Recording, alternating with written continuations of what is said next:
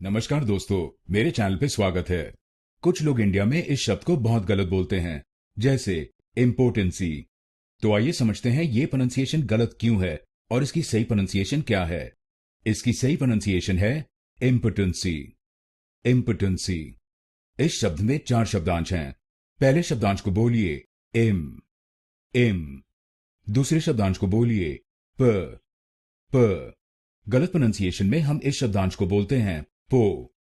तो आप इस शब्दांश को पो नहीं बोलिए, आप इसको बोलिए प। प। तीसरे शब्दांश को बोलिए टन। टन। गलत प्रोनाउंसिएशन में हम इस शब्दांश को बोलते हैं टेन।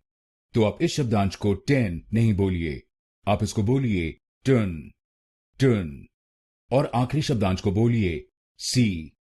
सी। तो बनेगा इम्पोर्टेंसी। इम्पोर्टेंसी।